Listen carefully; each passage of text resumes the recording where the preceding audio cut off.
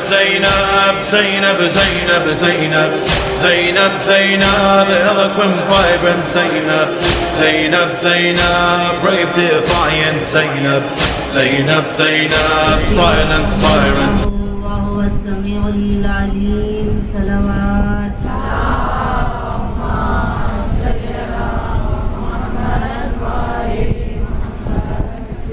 يا مقلب القلوب والأبصار يا مدبر الليل والنهار يا محول الحول والأحوال حول حالنا إلى أحسن الحال صلوات اللهم صل على محمد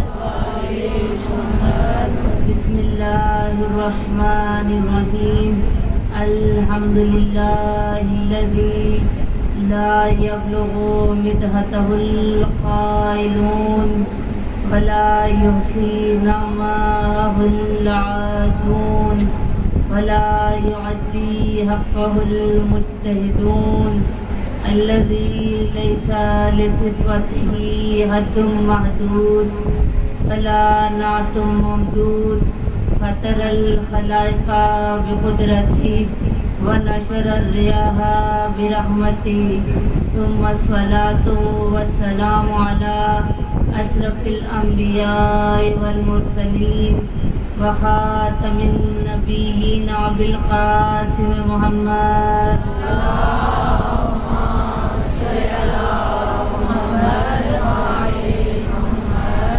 وآل الطيبين الطاهرين المعصومين المظلومين سيما بقية الله في الأرضين صاحب العصر والزمان وخليفة الرحمن إمام الإنس والجان اللهم عجل لوليك فرج صلوات اللهم صل على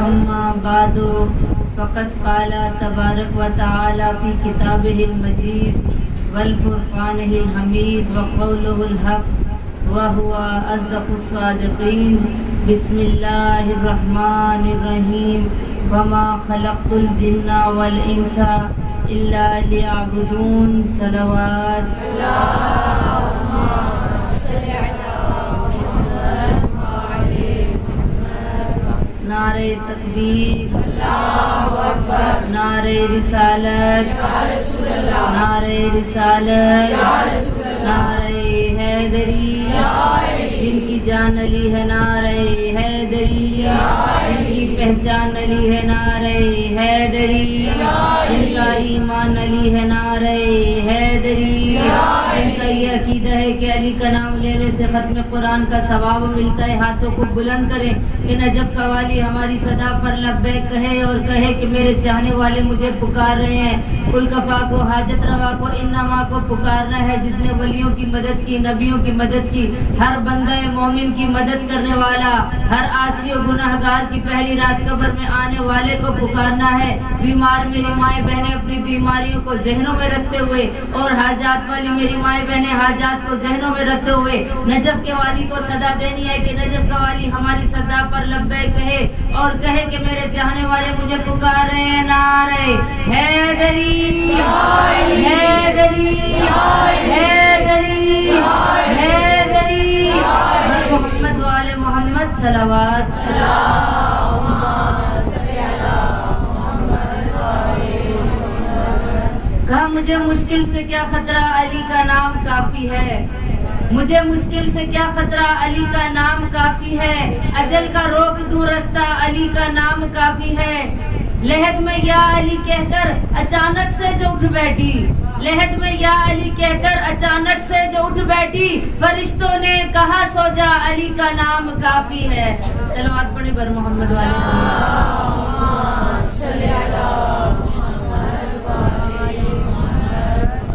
خیبر شکن کی لاڈلی ناموں سے پنجتن خیبر شکن کی لاڈلی ناموں سے پنجتن گفتار میں تھی فاطمہ کردار میں حسن گفتار میں تھی فاطمہ کردار میں حسن آئین مصطفیٰ کی عکاس بن گئی آئین مصطفیٰ کی عکاس بن گئی زینب بازار شام میں عباس بن گئی صلوات پڑھیں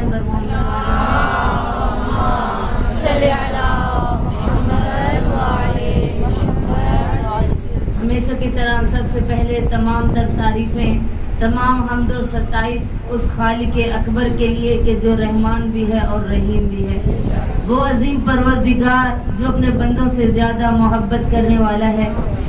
وہ عظیم پروردگار کہ جو انسان کو مصیبتوں اور پریشانیوں سے نجات دینے والا ہے.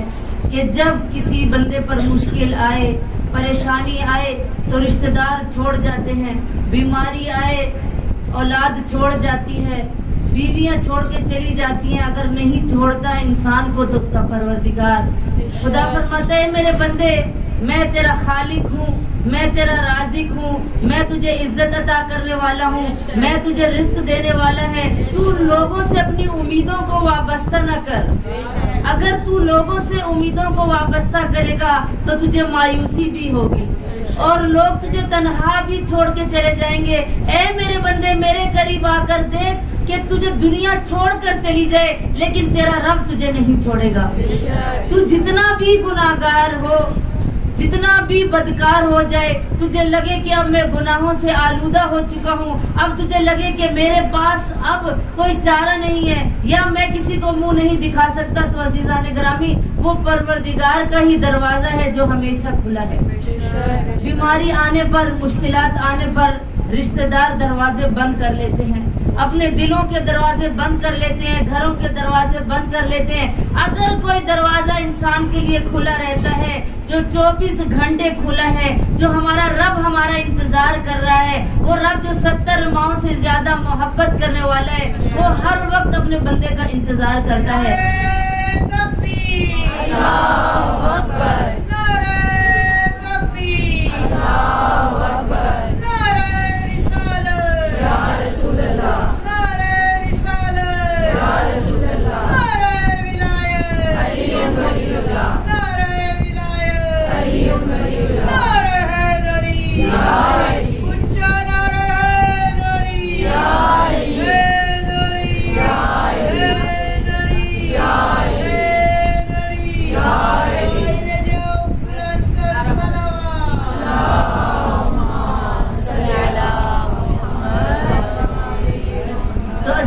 گرامی انسان کو اس کا رب نہیں چھوڑتا.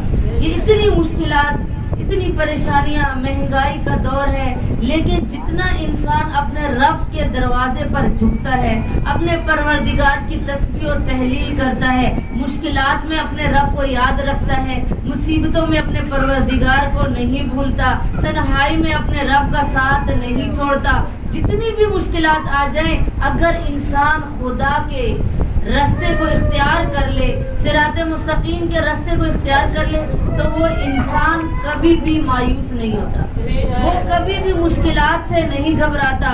اور یہ چیز ہمیں نظر آئی تو وہ کربلا میں نظر آئی کہ کربلا کے اندر ہم نے دیکھا مشکلات تھی، پیاس تھی، گرمی کی شدت تھی، لیکن آقا زادیوں نے برداشت کیا. انہوں نے اللہ کے سامنے تسبیح و تحلیل کرنا چھوڑا نہیں، انہوں نے پروردگار کو نہیں چھوڑا، خدا سے امید رکھی کہ پروردگار نے اگر یہ ہمارا امتحان لیا ہے تو ایک دن ہم اس امتحان سے ہٹ بھی جائیں گے، ایک دن یہ مشکلات ہماری ختم بھی ہو جائیں گی. تو عزیزان گرامی یہ مشکلات انسان کی زندگی کا حصہ ہے.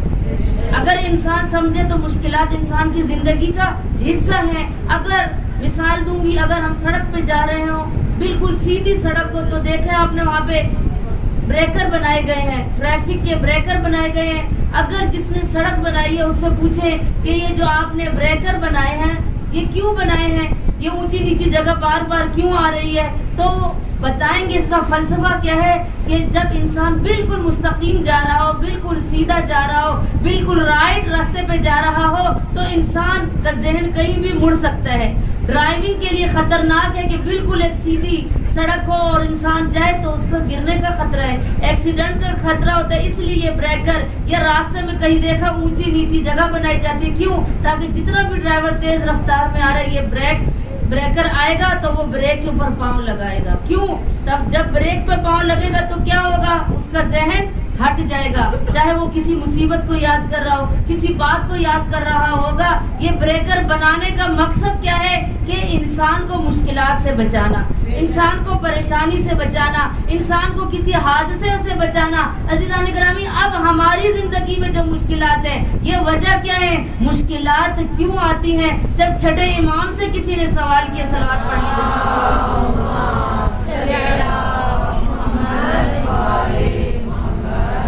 کہ یا اپنا رسول اللہ, ہمیں کیسے پتہ چلے گا کہ ہم پر خدا کی طرف سے مصیبت آئی ہے یا خدا کی طرف سے ہم پر عذاب آیا ہے؟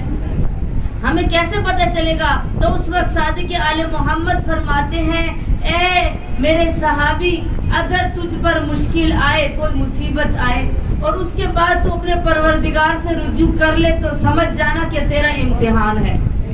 اور اگر تجھ پہ مصیبت پریشانی آنے کے بعد بھی تو اپنے رب کی طرف متوجہ نہ ہوا, تو یاد رکھنا وہ تیرے اوپر عذاب ہے. عزیزان گرامی, یہ واضح ہو گیا ہمارے لیے, اگر ہم مشکلات میں گھر کے بھی پروردگار کو پکارتے ہیں, اس کے آگے سجدہ ریز ہوتے ہیں, اس کی تسبیح و تحلیل کرتے ہیں, تو سمجھ جائیں کہ کیا ہے, ہمارا امتحان ہے.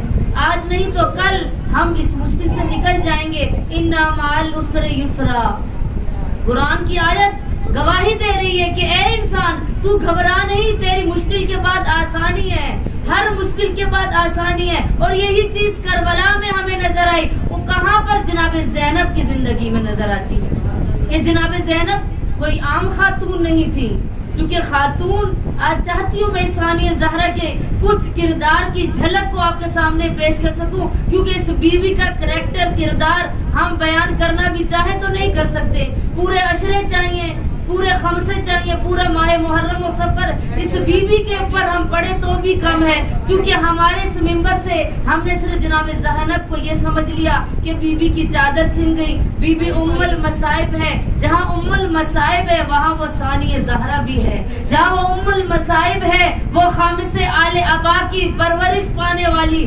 تربیت آل محمد حاصل کرنے والی پہلی خاتون جناب زینب ہے. کفیلہ سجاد ہیں, وہاں ثانیہ زہرا بھی ہیں. آپ نے دیکھا کہ جناب زینب کی زندگی کتنی زندگی ہے, مشکلات اس بیوی کی زندگی میں کتنی ہے. آج کی خاتون جلدی گھبرا جاتی ہے. میں اور آپ, شوہر لیٹ آیا تب بھی پریشان, بچہ بخار میں مبتلا ہے تب بھی پریشان, گھر میں کھانے کے لیے کچھ نہیں ہے تب بھی پریشان, نوکری نہیں مل رہی تب بھی پریشان, گھر میں کوئی قضیہ ہو جائے تب بھی پریشان, کوئی بیمار ہو جائے تب بھی پریشان, گھر میں کوئی فوت ہو جائے ہم تب بھی پریشان ہیں. لیکن جناب زینب جو ام المصائب ہے, جو پریشانیوں کا گھر ہے, کا طواف ہے, پریشانیاں اس بیوی کے گرد طواف کر رہی ہیں, لیکن اس بیوی نے صبر کا دامن نہیں چھوڑا. کس طرح سے عزیزان گرامی, جو پل رہی ہے, جس کی تربیت پنجتن پاک کی آغوش میں ہوئی. جب جناب زینب کی ولادت ہوئی تو اس وقت رسول خدا بھی موجود ہیں, جناب فاطمہ الزہرا بھی موجود ہیں, بابا علی المرتضیٰ بھی موجود ہیں, امام حسن و مجتبیٰ اور جناب حسین کربلا کی زندگی میں اس بیوی نے آنکھیں کھولی.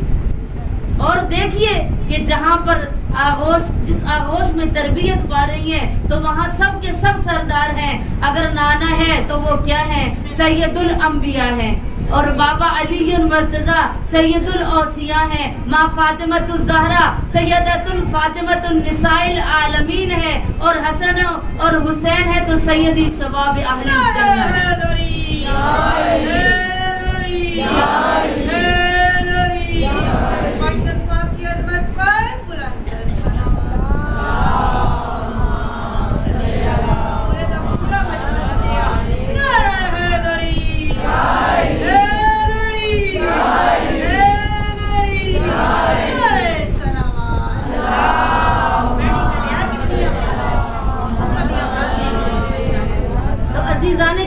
جہاں سب سردار موجود تھے, ان سرداروں کے درمیان جناب زینب پرورش پا رہی ہے. اب جناب زینب کیا ہے, جناب مریم جب اس دنیا سے گئی تو جناب مریم کے بعد ضرورت تھی اس دنیا میں ایک آئیڈیل شخصیت کی, ایک آئیڈیل خاتون کی ضرورت تھی. اور اللہ نے وہ کریکٹر رکھا کس میں, کس خاتون کو بھیجا, حضرت فاطمہ الزہرا کو بھیجا, کہ جو کیا ہے جناب مریم کے بعد آئیڈیل شخصیت ہے. جناب مریم کے بعد جو بطول عذرا ہے وہ حضرت فاطمہ الزہرا ہے، اور اب مریم کے بعد کا جو لقب بطول ملا وہ جناب فاطمہ الزہرا کو ملا۔ اب فاطمہ الزہرا کے گھر میں جو بچی آ رہی ہے وہ ثانیہ زہرا ہے۔ اب دیکھیے آیت اللہ مکارمی جو ہے، ایک جن کی نجف میں اشرف میں قبر ہے، صاحب رجال ہے، آیت اللہ مقامانی نے اپنی ایک خوبصورت انداز میں انہوں نے ایک نظم لکھی ہے جناب زینب کے بارے میں۔ انہوں نے کہا کہ جناب مریم کے بعد ضرورت تھی کسی ایسے کریکٹر کی کہ جو مریم سے زیادہ بلند و بالا ہو، اور اللہ نے جناب فاطمہ الزہرا کو بھیجا۔ اور فاطمہ کے بعد کریکٹر کی ضرورت تھی کیونکہ اللہ نے تمام کریکٹر، تمام کردار، تمام خوبیاں جناب فاطمہ الزہرا میں رکھی، لیکن ایک صفت رہ گئی تھی کہ جو ضرورت تھی، ایک کریکٹر رہ گیا تھا، ایک حصہ رہ گیا تھا۔ وہ کون سا؟ جناب فاطمہ الزہرا کے عزیزان گرامی زندگی میں کیا تھا؟ ایک ماں بھی تھی، ایک بیٹی بن کے بھی دکھایا، ایک بیوی بن کے بھی دکھایا، ایک ماں بن کے بھی دکھایا، اور اب کون سا ایک کردار باقی تھا؟ وہ تھا بہن بھائی کی محبت کا کردار۔ اور اس کے لیے ایک کریکٹر کی ضرورت تھی کہ بہنوں کو پتا چلے، دنیا والی خواتین کو پتا چل سکے کہ بہنیں بھائی سے کتنی محبت کرتی ہیں۔ اس کریکٹر کو بھیجنے کے لیے اللہ نے فاطمہ الزہرا کو ثانیہ زہرا جیسی بیٹی عطا کی۔ اور کیسی بیٹی ہے جناب ثانیہ زہرا کہ اللہ تعالیٰ نے ان کے اندر ایسا کمال رکھ دیا، ایسا کردار رکھ دیا، شجاعت ان کے گھر سے ملتی ہے۔ صبر جناب زینب کا دیکھ لیے، بہادری جناب زینب کی دیکھ لیجئے، تربیت جناب زینب کی دیکھ لیجئے۔ پردہ دیکھنا ہے تب بھی اس خاتون کا دیکھیں، عبادت دیکھنی ہے تو بھی اس خاتون کی دیکھیے۔ گھروں میں سکون سے بیٹھ کر سجدہ کرنا آسان ہے، لیکن گرمی کے اندر، کربلا کے تپتے صحرا کے اندر سر پہ چادر نہ ہو، 72 کی سوگوار بھی ہو اور سجدہ کرنا اور مشکل ہے، وہ میری آقا زادی نے کر کے دکھایا۔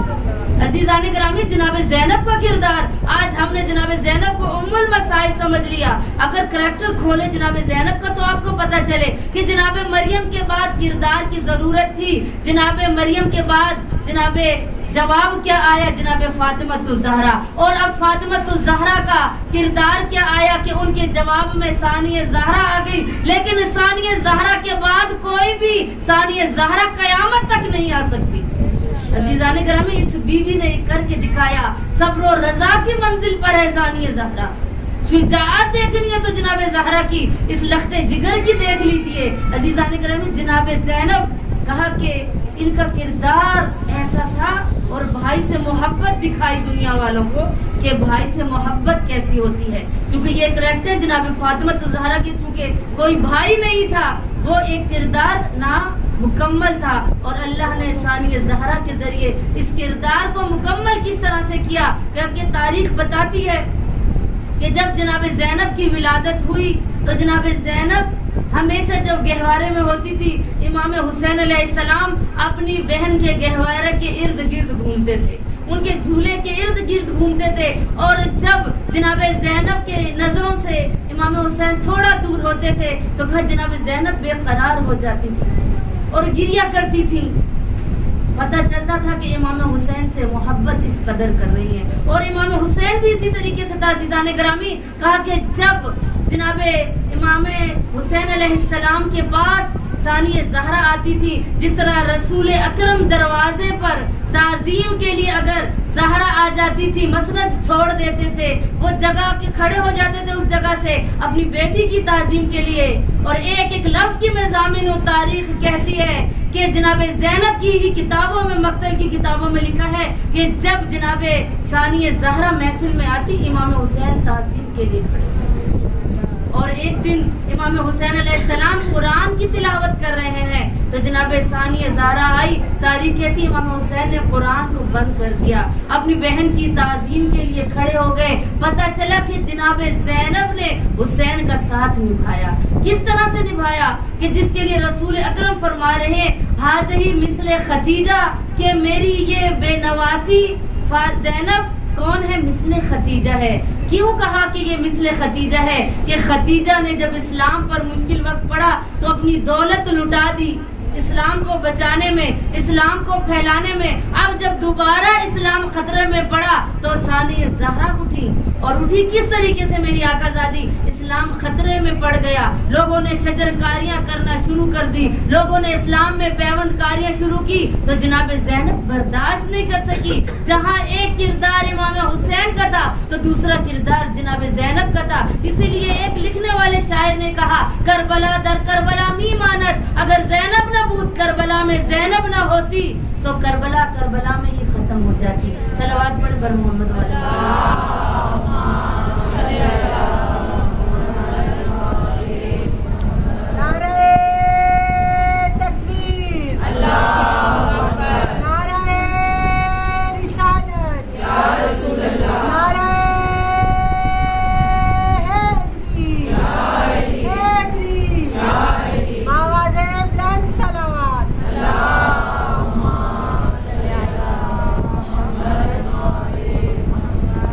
زینب کی زندگی ہمارے لیے آئیڈیل ہے۔ جہاں ہم جناب زینب کے پردے کو روتے ہیں، وہاں جناب زینب کا صبر دیکھیے، ان کی شجاعت دیکھیے۔ جناب زینب کی شجاعت کیا ہے کہ جو انہوں نے میدان کربلا میں شجاعت دکھائی، جو انہوں نے شجاعت اور صبر دکھایا تو کہاں دکھایا؟ دربار یزید میں میری آقا زادی کا صبر دیکھ لیجئے کہ جب یزید نے جناب زینب کو مخاطب کر کے کہا کہ دیکھا خدا نے تیرے ساتھ کیا کیا، تیرے بھائیوں کے ساتھ کیا کیا، تو میری آقا زادی فرماتی ہیں ماں رائے تو اللہ جمیلہ، کہ ابھی تک خوبصورتی کے علاوہ ہم نے کچھ نہیں دیکھا۔ کیوں؟ کیونکہ ابھی تک جناب زینب کو نظر آ رہا تھا کہ یہ ہمارا امتحان ہے۔ جانتی تھی بیوی کہ یہ وقت بھی ختم ہو جائے گا۔ عزیزان گرامی، چونکہ آج مشکلات میں اور آپ گھبرا جاتے ہیں، جناب زینب سے توسل کیجئے کہ وہ بیوی جو فاتح شام بن کر آئی دربار یزید میں، یزید نے کون سا ظلم تھا جو کربلا والوں پر نہیں کیا؟ ہر ظلم ڈھایا گیا عزیزان گرامی کربلا میں، لیکن جناب زینب نے صبر کی منزل دکھائی کس طرح سے کہ آج بھی میں اور آپ جب جاتے ہیں کربلا میں تو تلہ زینبیہ کا نام آتا ہے، تو دوسرا نام جو ہمارے ذہنوں میں آتا ہے وہ جناب ثانیہ زہرا کا آتا ہے۔ آج بھی تلہ زینبیہ پہ لکھا ہے السلام علیکہ یا جبل صبر، اے میری اس بی بی پر ہمارا سلام ہے کہ جس کا صبر پہاڑ جیسا تھا، جنہوں نے صبر کر کے دکھایا، جنہوں نے مشکلات کو جھیلا، جنہوں نے پردہ قربان کر دیا لیکن عبادت پروردگار کو نہ چھوڑا، جنہوں نے اسلام کے اوپر قربانیاں کس طرح سے دی۔ آج ہمارے گھر میں کوئی مشکل ہو، پریشانی ہو، دروازے پر کوئی مشکلات آ جائیں، گلی میں جھگڑا ہو، ہم بچوں کو گھر میں بٹھاتے ہیں کہ ہمارے بچے باہر نہ نکلیں، لیکن جناب زینب بچوں کو خود تیار کر رہی ہیں۔ آئے کربلا والوں سے درس حاصل کریں۔ کربلا میں ایک بیوی بھی ایسی تھی جس نے شوہر سے وفا کی۔ شوہر مشکل میں ہو، عورتیں چھوڑ کر چلی جاتی ہیں، عورت گھبرا جاتی ہے، لیکن اگر ہم کربلا والوں کو مانتی ہیں تو دیکھیے جناب رباب نے کیا درس دیا۔ کہا کہ میں تپتے صحرا میں اپنے سر کے تاج کو چھوڑ کر آئی ہوں، میں جب تک زندہ رہوں گی میں کبھی چھاؤں میں نہیں بیٹھوں گی۔ آئے کربلا والوں سے درس لیں کہ اس بی بی سے وفا سیکھیں کہ جس نے شوہر کے لاشے پر وعدہ کیا۔ مشکل میں آئے عورتیں آج شوہروں کو چھوڑ دیتی ہیں، کہتی ہیں ہمیں نہیں معلوم، ہمیں چاہیے، ہمارے بچے بلک رہے ہیں، چاہے حرام کما کے لاؤ لیکن مجھے گھر میں ہر چیز چاہیے۔ عزیزان گرامی، میں اور اب کربلا والوں کو ماننے والے ہیں، وہ آقا زادی جناب رباب نے کس طرح سے امام حسین کے ساتھ وفا کی، بہن نے بھائی سے کیا وفا کی ہے کہ جناب زینب نے اپنا پردہ تک دے دیا اپنے بھائی کے لیے، اسلام کی خاطر قربان کر دیا۔ اگر دیکھنا ہے بچے، آج بچیاں والدین کا کہنا نہیں مانتی، آج بچے مائیں شکایت کرتی ہمارے بچے کہنا نہیں مانتے۔ آئے کربلا والوں سے درس لیں، بچوں کی تربیت کس طرح سے کی کہ جب شب عاشور امام حسین علیہ السلام نے فرمایا اے علی اکبر تمہیں پتہ ہے کہ کل سب شہید ہو جائیں گے، تو علی اکبر نے کہا بابا جان اگر اجازت ہو تو ایک سوال کروں؟ ٹوکا نہیں باپ کو، تربیت سیکھے کربلا والے ماؤں سے کہ ٹوکا نہیں باپ کو، کہا آپ کی اجازت ہو تو آپ سے ایک سوال کروں؟ حسین فرماتے ہاں بیٹا، اے میرے لختے جگر، اے میری آنکھوں کی ٹھنڈک، سوال کرو، کیا سوال کرنا ہے؟ تو کہا کہ سوال یہ ہے بابا جان صرف اتنا بتا دیں کیا ہم حق پر ہیں؟ تو امام حسین نے خوبصورت خوبصورت جواب دیا. کہا ہاں علی اکبر ہم حق پر ہیں. اور پھر اس کے بعد شہزادہ علی اکبر نے کیا فرمایا؟ کہا بابا جان پھر ڈر کس چیز کا؟ چاہے موت ہم پر آ جائے یا ہم موت پر آ جائے تو موت سے ڈرنا کیا، مرنا تو ویسے بھی ہے. اگر ہم حق پر ہیں تو پھر ہم ڈٹ جائیں گے. اور وہی سوال جناب قاسم سے پوچھا. 13 سال کی عمر ہے. میں اور آپ تو 13 سال کے بچے کو سمجھتے ہیں وہ چھوٹا بچہ ہے، وہ تو کچھ سمجھتا نہیں ہے، اس کو کچھ پتہ نہیں ہے. لیکن تربیت کیا ہے جناب فروہ کی؟ جناب قاسم سے حسین ابن علی نے یہی سوال کیا کہ بتاؤ تمہارے نزدیک موت کیا ہے؟ تو کہا احلی من العسل، کہ میرے نزدیک چچا جان موت شہد سے بھی زیادہ شیریں ہے. کتنا خوبصورت جملہ. ہمارے بچوں کو یہ جملے یاد نہیں، کہاں سے یاد ہوں گے؟ مجلس حسین سے، اس منبر سے حق بیان ہو، تربیت اولاد بیان ہو، پردے کا درس بیان کیا جائے. آج ہمارے منبر پر اگر تربیت حسین ابن علی دکھائی جائے تو علی اکبر کی تربیت ہمارے سامنے ہے. جناب رباب علی اصغر کو گود میں لے کر لوری دیتی ہے تو کہتی ہے کاش اصغر تو جوان ہوتا، تجھے بھی میں میدان کربلا میں تیار کر کے بھیجتی. یعنی آج ہم اپنے بچوں کو مصیبتوں سے چھٹکارا حاصل کرنا نہیں سکھاتے. آج ہماری بیٹیاں مجلس حسین میں تھک جاتی ہیں. آج ہماری بچیاں مجلس میں آتی ہیں تو ان کو گرمی محسوس ہوتی ہے، وہ پریشانیاں برداشت نہیں کر سکتی. ان کو ہر چیز گھر میں بالکل چاہیے، چاہے حلال ہو چاہے حرام ہو. وجہ کیا ہے؟ کہاں سے سیکھیں گی؟ اس ممبر سے، اس مجلس حسین سے. عزیزان گرامی اگر مجلس میں حق بیان کیا جائے، جناب ثانیہ زہرا کی زندگی کو دیکھا جائے، میری آقا زادی جس کو ہم ام المصائب کا لقب دیتے ہیں، ان کا صبر دیکھنا ہے تو بھی کربلا میں دیکھیں. جس بہن کو بھائی سے اتنی محبت، جس بہن کو بھائی سے اتنی محبت کے گہوارے سے حسین ابن علی دور ہو اور ثانیہ زہرا گریہ کرے. اور یہی بات کی وصیت علی ابن ابی طالب نے جب ثانیہ زہرا کا عقد کیا تھا اپنے بھتیجے عبداللہ سے تو کیا کہا تھا؟ اے عبداللہ جہاں میں اپنی بیٹی بیاہ کر دے رہا ہوں تو میری 2 شرائط ہیں. جناب عبداللہ نے فرمایا چچا جان کون سی شرائط؟ کا پہلی شرط یہ ہے کہ میری بیٹی زینب ہر روز حسین سے ملنے کے لیے آئے گی، اس کو اجازت دے گا. اور دوسری شرط کون سی تھی؟ کہ جب حسین سفر پر جائے تو زینب کو ساتھ جانے دینا. اور ہمارے ممبر سے کتنے خرافات کہ جناب زینب گھر گئی، دیکھا کہ حسین سامان باندھ رہے ہیں، سامان باندھ کے جا رہے ہیں. جناب زینب واپس گھر گئی اور واپس گھر جانے کے بعد جناب زینب زمین پر بیٹھ گئی. جناب عبداللہ نے پوچھا کیا ہوا تو رونے لگی اور کہا کہ تمہیں پتہ ہی نہیں ہے میرا بھائی جا رہا ہے. عزیزان گرامی کربلا ایک پلان کے تحت تیار ہوئی تھی. کربلا جناب فضا کو پتا تھا کربلا میں کیا ہوگا، جناب ثانیہ زہرا کو پتا تھا کربلا میں کیا ہوگا.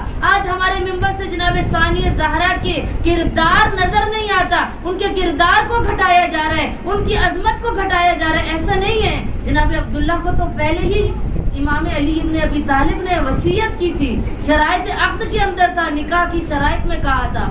اور جناب عبداللہ کو پتا تھا کہ حسین سفر کے لیے جا رہے ہیں. آج ہمارے مجالس سے رونے کے لیے دوہڑے بیان کرتے ہیں، ان دوہڑوں کا یہ ترجمہ میں نے کیا ہے آپ کے سامنے. عزیزان گرامی ممبر سے حق سننے کے لیے اپنے آپ کو کوشاں کریں، اپنے آپ کو جناب ثانیہ زہرا کے کردار پر چلوائیں.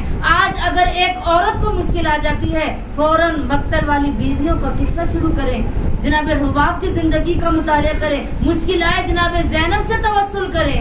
علی ابن ابی طالب فرماتے ہیں، صلوات پڑھ لیجیے بر محمد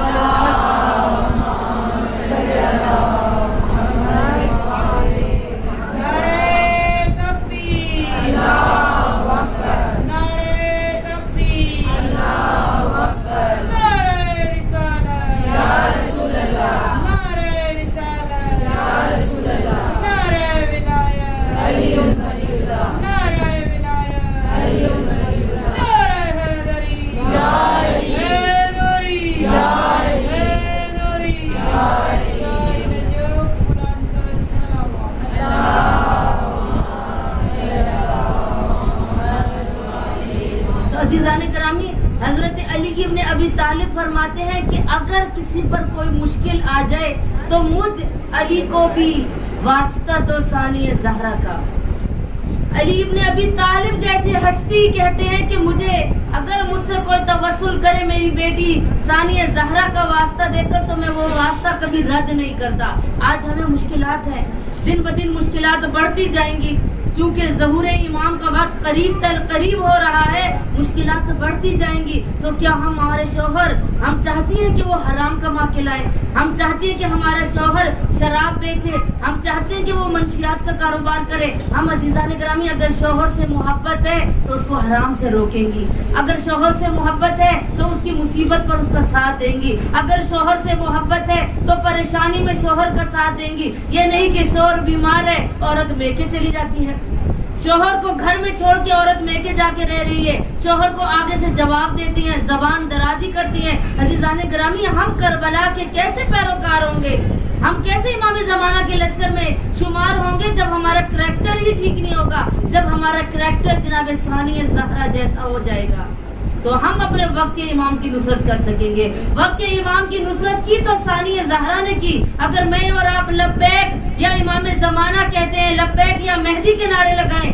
لبیک یا حسین کے نعرے لگاتی ہیں, لبیک یا زہرا کے نعرے لگاتی ہیں, لبیک یا زینب کے نعرے لگاتی ہیں, کس انداز میں اور آپ نعرے لگا سکتی ہیں؟ کیا ہمارا ضمیر ہمیں ملامت نہیں کرے گا کہ ہمارے کردار سے بدبو آتی ہو اور میں کہوں لبیک یا زینب میرا پردہ ٹھیک نہ ہو, میں نامحرموں سے چیٹنگ کرتی ہوں, میں نامحرم میرے بال دیکھتا ہوں, میں کہوں لبیک یا زینب میں مجلس حسین میں زہرا کی بیٹیوں کے پردے کو روؤں اور میں کہوں لبیک یا زینب, اور میں نامحرم کے سامنے شادیوں میں سج دھج کے جاؤں. آج مائیں بیٹیوں کے رشتے نہیں ہوتے, تعجب ہوتا ہے مجھے ان ماؤں پر جو کہتی ہیں ہم اپنی بیٹیوں کو شادی میں اس لیے لے کے جا رہی ہیں تاکہ ان کے اچھے رشتے آ جائیں. ماں نے پردہ کیا ہے, بیٹی بے حجاب گھوم رہی ہے, بیٹی نامحرموں سے چیٹنگ کر رہی ہے, ماں کو خبر نہیں ہے. آج بیٹیاں کیوں نافرمان ہیں پتہ ہے آپ کو کیوں؟ ضرورت نہیں ہے تعویذ لینے کی, ضرورت نہیں ہے پیر فقیروں کے پاس تعویذ لینے کی, ٹائم برباد کرنے کی. ضرورت ہے تو اس منبر پر آ کر حق بولا جائے اور سنے غور سے کہ بیان کیا جا رہا ہے. کربلا والوں کی ماں کو یاد تو کریں کہ کس طرح کوئی بچہ نافرمان نہیں تھا. کیوں؟ کیونکہ ماں کی تربیت کا نتیجہ تھا. کوئی بچہ بھی موت سے نہیں بھاگ رہا تھا, کوئی بیٹی باپ کے سامنے زبان درازی نہیں کر رہی تھی, کوئی بیٹی باپ سے شرماتی تھی. ہم خود تاریخ میں پڑھتے ہیں, آپ نے سنا کہ جناب ثانیہ زہرا مولا علی کے سامنے آتی تھی تو شرماتی تھی. یہ شرم و حیا کس نے ڈالا؟ باپ سے بھی شرما رہی ہیں. تو میں اور آپ اپنے والدین کو جواب دیتے ہیں. کیا سوچتے ہیں ہم جنت میں چلی جائیں گی؟ ہم تو آج اس کو ماڈرن سمجھتے ہیں جو میک اپ کر کے آئے, ہم اس کو ماڈرن سمجھتے ہیں جو بے حجاب ہو, جس نے پتلے کپڑے پہنے ہو, جس نے باریک لباس پہنا, اس کو ماڈرن سمجھتے ہیں. آج مجلس حسین میں, آج ہماری مجلسوں کے اندر ایک رسم بن گئی. آج ہماری مجلسوں میں, آج میں آپ کی مجلس میں جاؤں گی تو کل آپ میری مجلس میں آئیں گی. اگر میں آپ کی مجلس میں نہیں آئی تو کہیں گی آج یہ میں نے دیکھا اس محرم میں کچھ خواتین نے کہا باجی اگر میں آج ان کی مجلس میں نہ گئی تو کل ہماری سالانہ مجلس میں یہ خاتون نہیں آئے گی, میری مجبوری ہے جانا. یعنی کیا مطلب؟ مجلس بھی وٹا سٹا بن گئی, مجلس بھی عبادت تو نہ رہی. آپ میری مجلس میں آئیں گی تو میں آؤں گی. آپ ان کو راضی کرنے آتی ہیں یا ثانیہ زہرا کو راضی کرتی ہیں؟ آپ رونے آتی ہیں جناب فاطمہ زہرا کے بچوں کو یا اپنے رشتہ داروں کو راضی کرنے کے لیے آ رہی ہیں؟ ذرا سوچئے کون سی عبادت, پھر کیا ثواب مل رہا ہے؟ وہ رشتہ دار تو عزیزان گرامی راضی ہو جائے گی, لیکن راضی نہیں ہوگی تو ثانیہ زہرا راضی نہیں ہوگی, راضی نہیں ہوگی تو حضرت فاطمہ زہرا راضی نہیں ہوگی. تو پھر میں اور آپ کیسے اپنی عبادت کو بڑھائیں گے؟ کہاں سے ثواب ملے گا؟ کہا مومن تو ثواب کا لالچی ہوتا ہے.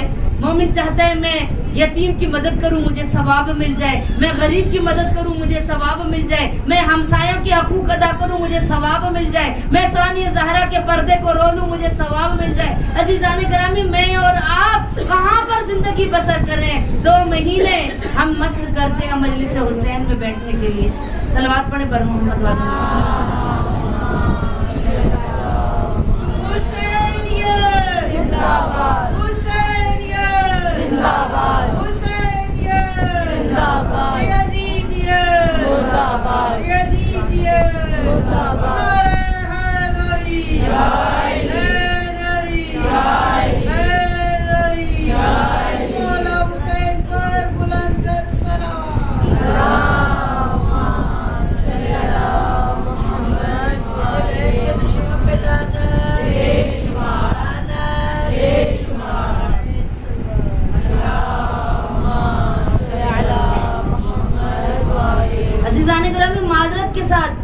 لوگوں کو شاید یہ خشک مجلس لگ رہی ہو، لیکن ممبر کا حق یہ ہے، آج تقاضا ہے اس ممبر سے حق کو بیان کیا جائے۔ ہماری بیٹیاں کہاں سے تربیت لیں گی؟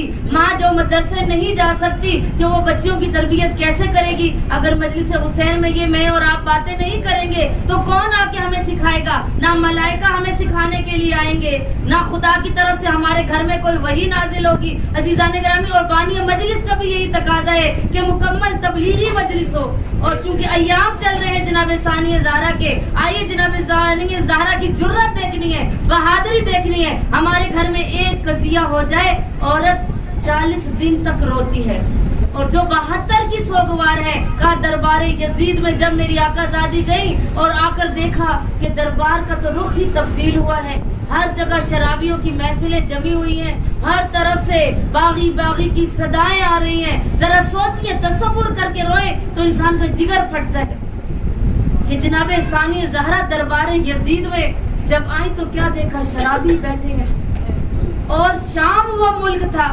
کہ جہاں ہر ملک کے سفیر آ کر بیٹھتے تھے، ہر ملک کے سفیر آتے تھے، جیسے کہ اسلام آباد میں ہر ملک کا سفیر یہاں آتا ہے، یہاں پر میٹنگ وغیرہ ہوتی ہے، یہ ہمارا کیپٹل سٹی ہے۔ اسی طریقے سے شام ایک ملک تھا، اور وہاں پہ تمام ملکوں کے سفیر، بڑے بڑے تاجر تجارت کے گھر سے آتے، تو یزید چونکہ بادشاہ وقت تھا، خلیفہ وقت تھا، سب اس نے جناب زینب کو جب دربار میں بلایا تشہیر کرنے کے لیے، اسلام کا مذاق اڑانے کے لیے، اس لعین نے کیا کیا؟ تمام شرابیوں کی محفلیں اکٹھی کی، بڑے بڑے تاجر، بڑے بڑے عمراء روسا کو اکٹھا کیا، بڑے بڑے سفیروں کی کرسیاں لگی ہوئی ہیں، اور فاتحہ کا جشن منا رہا تھا یزید۔ جب ثانیہ زہرا دربار میں آئی تو پریشان نہیں ہوئی، بلکہ حیران ہوئی، کیا کہ یہ مسلمانوں کا شہر، یزید اپنے آپ کو مسلمان کہلاتا ہے، یہ سارے سفیر کوئی عیسائی ہے اور سب مسلمان ہونے کا دعویٰ کرتے ہیں، تو میری آقا زادی نے یہ نہیں کہا کہ اب میں خاموش بیٹھ جاؤں، میری آقا زادی نے خطبہ دیا دربار یزید میں، اور جب یزید نے کسی کو تعارف کروایا اور کہا کہ یہ باغیوں کا قافلہ آ رہا ہے، تو جناب زینب سے برداشت نہیں ہوا، اور شجاعت دیکھیے، میری آقا زادی نے بسم اللہ پڑھنا شروع کی، اور جب میری آقا زادی نے خطبہ شروع کیا، ایک نابینا صحابی رسول محفل میں بیٹھا تھا اور اٹھ کر دیکھنے لگا۔ لوگوں نے کہا کیا ہوا، کیا اٹھ کر دیکھتے ہو، تم تو نابینا ہو، تمہیں کیا نظر آئے گا؟ کہا میں اٹھ کر یہ دیکھ رہا ہوں، کیا میرے کان دھوکہ کھا رہے ہیں، یا واقعاً علی ابن ابی طالب دوبارہ زندہ ہو گئے ہیں؟ یعنی علی کے لہجے میں خطبہ دے رہی ہے زینب، اور جب زینب نے بولنا شروع کیا، کہا اونٹوں کے گھوڑوں کے گلوں کے اندر گھنٹیوں نے بھی بجنا چھوڑ دیا۔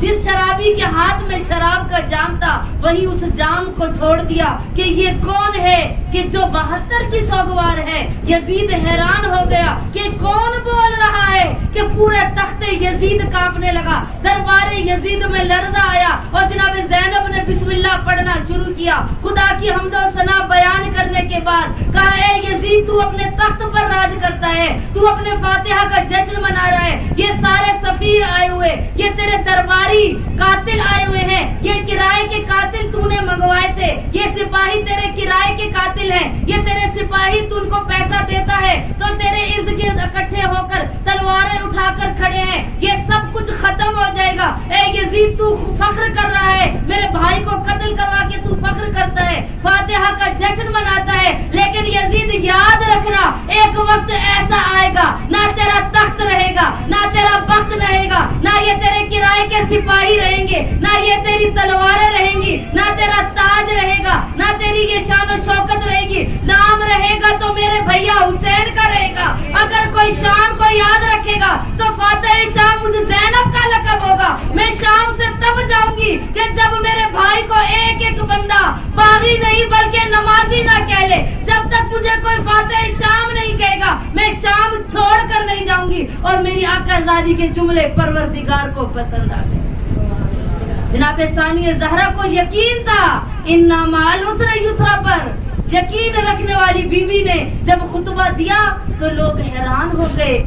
یزید نے کہا یہ زینب جو حسین سے محبت کرتی تھی، اور اپنے سپاہیوں سے کہنے لگا کہ یہ خاتون ہو کر کون بول رہا ہے، اب زینب کو علی کا لہجہ مل گیا، زینب کی ذوالفقار جو زینب کی زبان تھی وہ ذوالفقار بن گئی، اور میری آقا زادی نے کیا کیا، کردار کے ذریعے اپنی زبان کے ذریعے سے بتایا، اور یزید کو کہا تو جانتا ہے کہ تو کون ہے، یبنت طلقہ، تو طلقہ کا بیٹا ہے، تو جانتا ہے تیرے باپ کو، تیرے جد کو میرے نانا نے فتح مکہ کے وقت معاف کر دیا تھا۔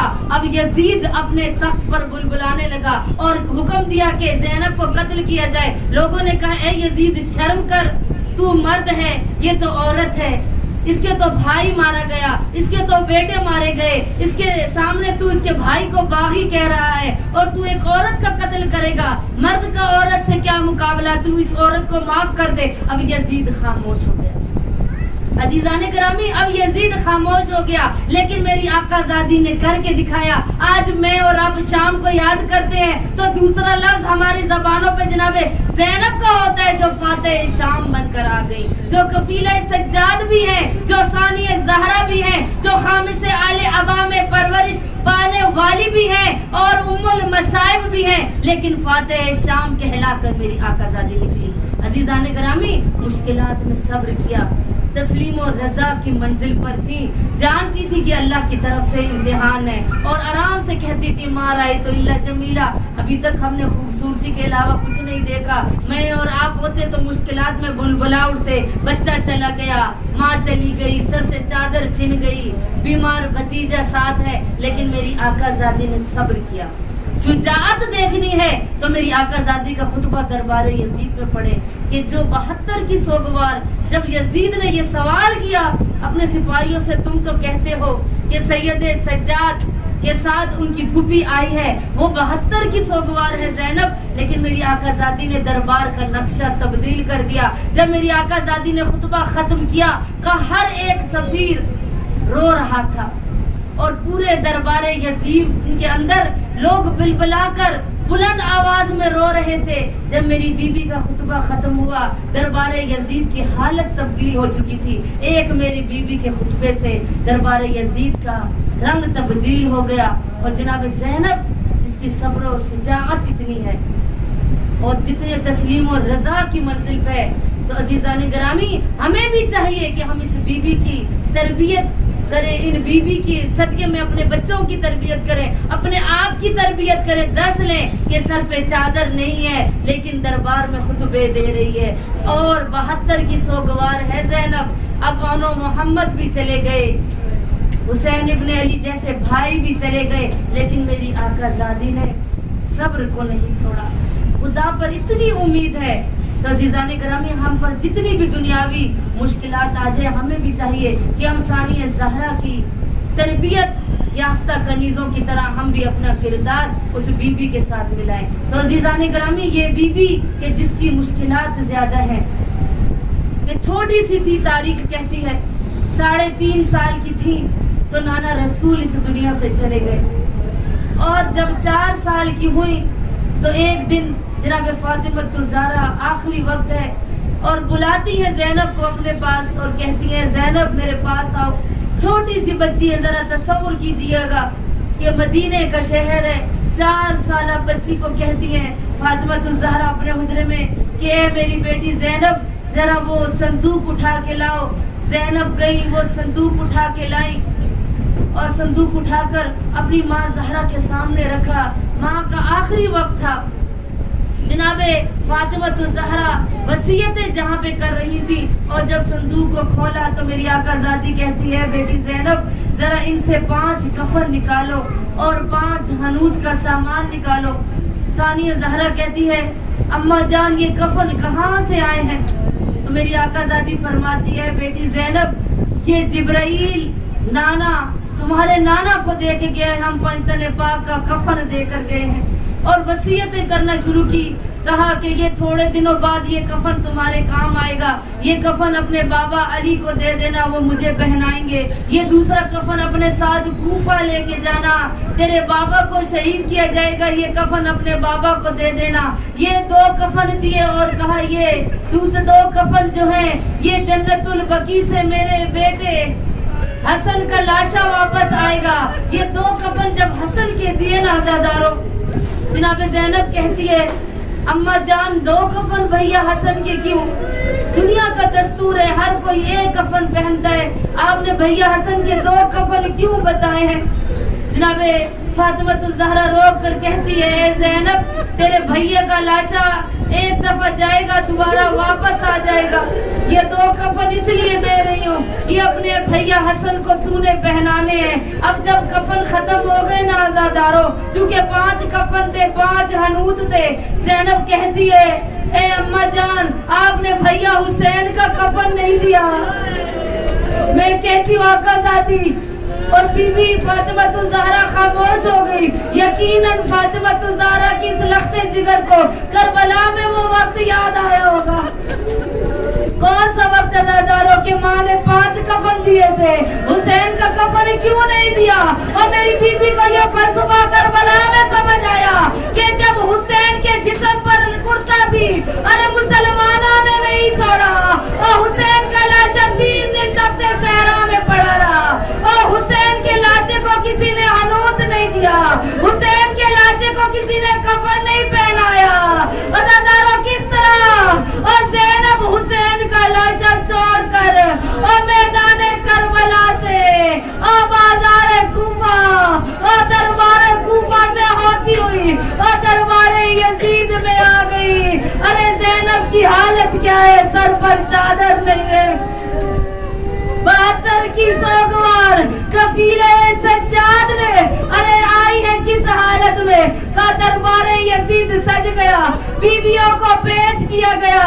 का एक वक्त ऐसा आया हिंद अपनी कलीज के साथ वहाँ पर बैठ गई जहाँ आकाज़ादियों का काफिला आना था, और आकाज़ादियों का जब काफिला हिंद के पास से भी गुजरा नहीं था, मेरी आकाज़ादी ने क्या देखा?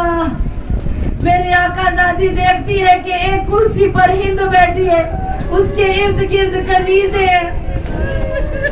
जनाबे उम्मे कुलसूम से कहा, ज़ैनब फरमाती है बहन उम्मे कुलसूम हुआ देखो सामने हिंद बैठी है। उम्मे कुलसूम फरमाती है बहन ज़ैनब कौन सी हिंद? वही हिंद जो बाबा के घर में हमारी कनीज थी। अब दोनों बीवियों को खुदा करे जो गैरतमंद होते हैं ना, अरे वो बर्दाश्त नहीं कर सकते कि हमारे रिश्तेदारों को, हमारे जानने वालों को हमारी मुसीबत का पता चले। अब जब बीवियों को उधर से गुजारा गया ना, बीवियों ने सरों को झुकाया हुआ। अरे जब हिंद के सामने से आकाज़ादियों का काफिला गुजर रहा था, हिंद कहती है बीबी ए नहीं ये बिलाद तुम कौन से शहर से ताल्लुक रखती हो? ज़ैनब कहती है नानो बिलादिल मदीना, और हमारा ताल्लुक मदीना से है। अरे हिंद खामोश हो गई। खामोशी के बाद दोबारा कहती है बीबी बता तू कौन से शहर की है? आकाज़ादी कहती है नानो बिलादिल मदीना, हमारा ताल्लुक मदीना से है। अरे मदीना का नाम आया। हिंद कहती है मदीना के तमाम लोगों को जानती होगी। ज़ैनब फरमाती है पता तूने किसके बारे में पूछना है? हिंद कहती है अपने आका हुसैन के बारे में पूछना है। मेरे सैयद सरदार अली का एक बेटा हुसैन था, एक बेटा हसन था, और हुसैन का एक बेटा अली अकबर था जिसका चेहरा चांद से ज्यादा खूबसूरत था। मुझे बता अली अकबर कैसा होगा? अली अकबर को जानती है तो बता। ज़ैनब कहती है बीबी बता और किसके बारे में पूछना है? कहा मुझे उसके भैया मुश्तबा के बारे में बता। अब ज़ैनब खामोश से पूछती है और किसके बारे में सवाल करना चाहती हो? मैं अब्बास के बारे में पूछती हूँ। और मेरे आका का एक बेटा एक अली अकबर था और एक उसका भैया अब्बास था। आकाज़ादी कहती है ए हिंद क्या हुसैन की बहनों के बारे में नहीं पूछेगी? हिंद रो के कहती है खबरदार, और ये शराबियों का मजमा खुदा, और अली की बेटियों का नाम ना लेना, और अली की माली की सौजा का और ज़ैनब की माँ का जनाजा रात की तारीकी में उठा था। और खबरदार मेरी आकाज़ादियों का नाम इस नजिस माहौल में ना लेना।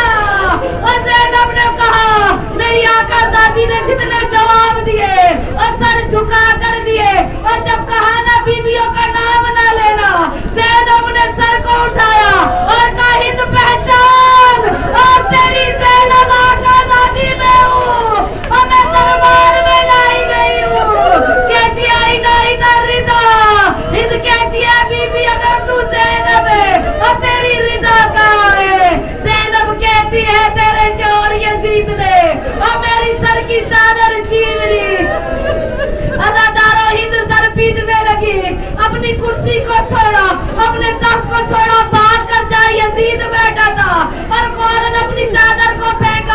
اور کہتی ہے یزید تو نے کیا کیا اور تو نے لعین تو نے کیا کیا. یزید نے فوراً اپنی ابا اپنی زوجہ کے سر پہ ڈالنا چاہیے. ارے ہند نے ابا کو پھینکا اور کہا تجھے غیرت آتی ہے کہ نامحرموں کے مجمع میں تیری زوجہ کیوں آ گئی اور جس نے مجھے پردہ سکھایا وہ بی بی سر پر چادر نہیں. اے یزید تو نے کیا کیا اور میری آقا زادیوں کو دربار میں لے آیا. اے یزید تو نے ٹھیک نہیں کیا. یزید کے دربار میں ہلچل ہوئی. فوراً زوجہ کو گھر بھیجا. عزاداروں دربار یزید میں میری آقا زادیوں کو لایا گیا. اسی لیے تو سید سجاد نے گریا کرتے ہوئے کہا کہ مجھے دربار یزید نہیں بھولتا. میری پھوپھیوں کو وہاں کھڑا کیا گیا جہاں غلاموں کو کھڑا کیا جاتا تھا. عزاداروں بیویاں کھڑی ہے جو گئی ہے نا شام کی زیارت کے لیے, وہ میری بات کی گواہی دیں گی. یزید کا تخت بلند ہے, جہاں کا زادیوں کو کھڑا کیا گیا وہ نیچی جگہ ہے. عزاداروں اب جب بیویوں کو وہاں پر کھڑا کیا گیا, یزید نے شمر کو بلایا. اب انعامات کی تقسیم کا وقت آ گیا. شمر کو بلایا, کہا شمر بتا تو نے کربلا میں کیا کیا ظلم کیے.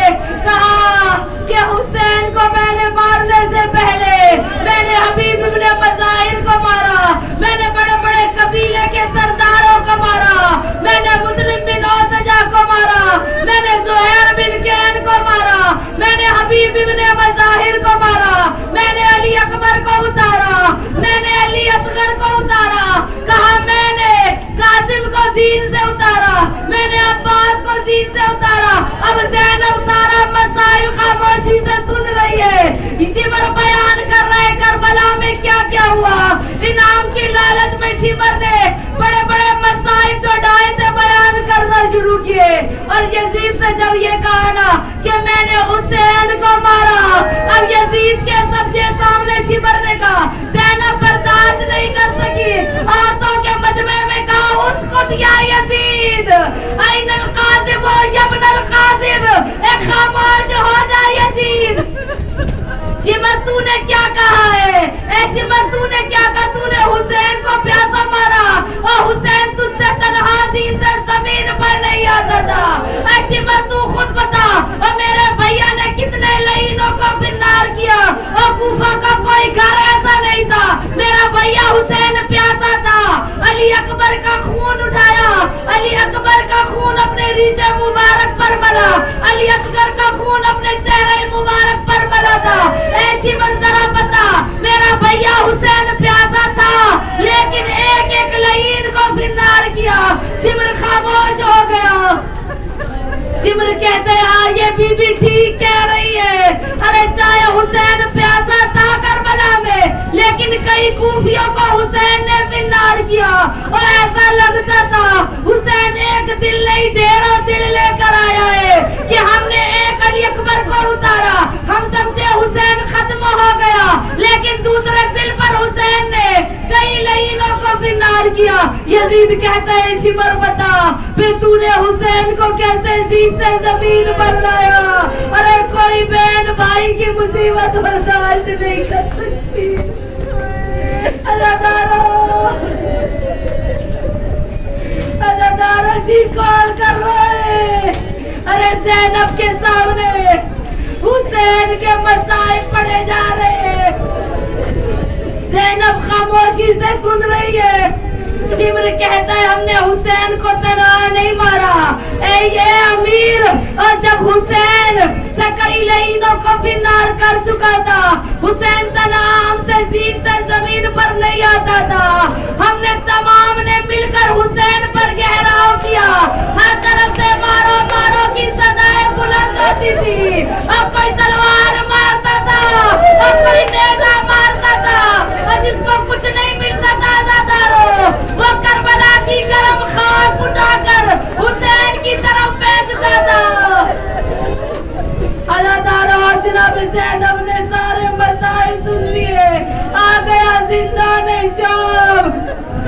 ایک آج زندان شام میں میری آقازادیوں کو قید نہ کیا جاتا، کا زندان شام میں جو میری آقازادیوں کو زندان ملا، امام سجاد فرماتے ہیں جو خرابہ زندان ہمیں ملا اس کی چھت نہیں تھی،